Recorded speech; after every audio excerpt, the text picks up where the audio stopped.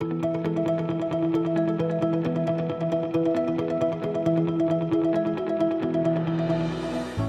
and welcome to Lead Forensics Focus, elevating your marketing and sales success. Educational insights brought to you by marketing and sales leaders. To be successful in sales, you need to understand what your prospects want from a B2B sales call. In the world of B2B sales, so much time is devoted to perfecting call techniques and working to improving processes. However, I think we can all agree that we rarely sit down and ask, what do our prospects truly want? Typically, after a bad rejection or in the middle of a call, there is not enough time devoted to simply understanding the wants and needs of the B2B buyer and implementing them into your working day. The buyer dictates the process. Whether you like it or not, the B2B buyer has more control than the salesperson. You can argue against this, but when it comes down to the wire, you can't force someone to part with their money. A recent study found most salespeople themselves agree, with 57% of them saying the buyer relies less on the salesperson than they did last year. This has become evident in many aspects of the sales process, starting with how your prospects comes into contact with the sales team. B2B buyers are far more likely to reach out on their own accord when looking for a solution, with 94% of all B2B buying journeys starting online.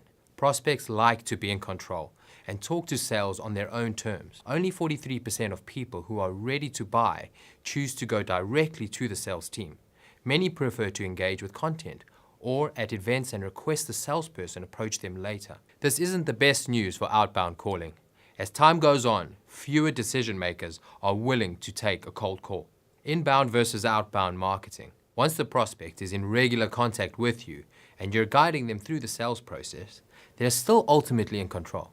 This is clear to see in the discussions of when is it best to give a demo. Even when ready to buy, only 35% of prospects want to see a demo, and only 38% of those want them.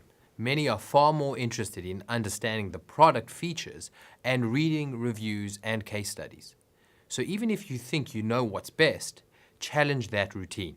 This is where it remains vital that your buyer personas are intact and implemented in every aspect of your B2B marketing and sales. This buyer persona should represent your perfect buyer and offer insight into how they like to be sold to. This is what may make or break your sales targets. What do prospects want to talk about? This is arguably the most important question, but also the most difficult to answer. More of that research into what the prospect wants allows us to dig deeper into the sales call and understand what topics make a successful B2B sales call for both the prospect and the salesperson. This is where we found something quite important. There is a serious divide. What the prospect wants to talk about on the first call is far removed from that of the salesperson. The prospect is keen to understand pricing. Almost 60% of them want it straight away, along with detail about how the product or solution works. This is all very well, but the salesperson wants something else, and it's something the prospect definitely does not want to talk about. Over 60% of salespeople want to know the budget and the ultimate decision makers on the first call, but a huge 85% of those prospects do not want to discuss that until further down the line. This is where the divide heightens. If both parties are trying to extract different information out of the other, you'll never reach a consensus and have a successful B2B sales call. Someone has to give, and that someone needs to be you as the salesperson. If you want to create an excellent first impression and close more sales, you need to put your needs second to those of the prospects. Change your tactics and get used to coming second. It's what will win you sales. The trust issue. It's hard to bring up, but facts need to be faced. B2B buyers think salespeople are untrustworthy. Recent surveys show almost 85% of prospects think salespeople are pushy. Ready for that divide again? 50% of those salespeople say they actively avoid being pushy. Clearly, there's more miscommunication. It's this rift that leads to the trust issue. Prospects just don't feel like there's honest salesmanship out there. So unless they seek the solution out themselves, they're skeptical and always have their guard up.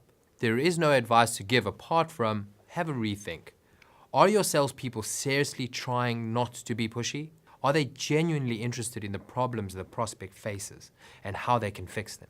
If not, then why not? That's what it's all about, care. If you as a salesperson have genuine care for your prospect and want to sell them a solution because it will benefit them and solve their problems, then you'll become invested. This makes it far easier for prospects to trust you. And if the credibility is there, you'll not only see more sales, the sales will be of a higher quality. This doesn't come easy. Fake care is easy to detect and makes prospects even less likely to interact than before. Allow yourself to invest time in them, and they'll invest that time back in you later. Always be buyer-centric.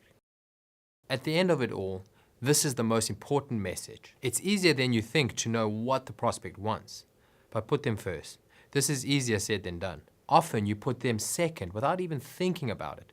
69% of buyers want their needs adhered to in a sales call. From the first call to the 50th, you need to remember that. Give them something of value to take away and apply to their needs before you call again. Know what they need your solution for and actively listen to the question you ask.